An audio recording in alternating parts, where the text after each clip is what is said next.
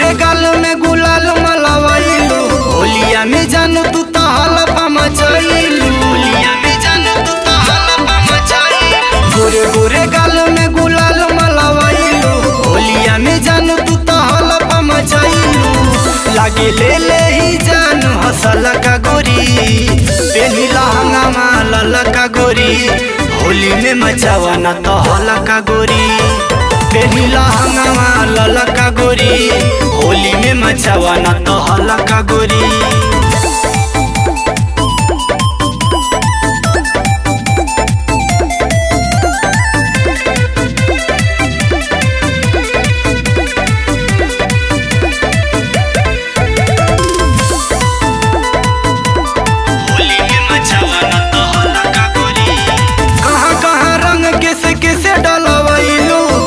गोरे गाले अपन कहाँ मलवाइलू, गोरे गोरे गाले अपन कहाँ मलवाइलू।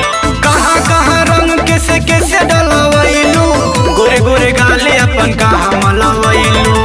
कुछ भइल बादे है तोहर खाला का गोरी, पेनी लहंगा लाल का गोरी, होली में मचावा ना तो हल का गोरी। पेनी लहंगा लाल का गोरी, होली में मचावा ना तो हल का गोरी।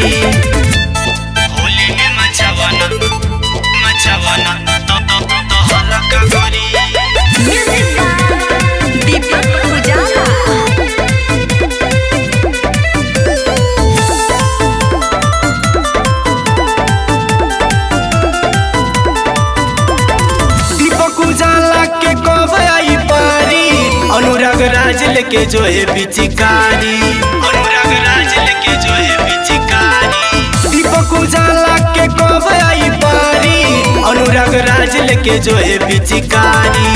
संजय पोछी का तोहर बहल का गोरी, पेनी लहंगा लाल का गोरी, होली में मचावा ना तो हल का गोरी। पेनी लहंगा लाल का गोरी, होली में मचावा ना तो हल का गोरी।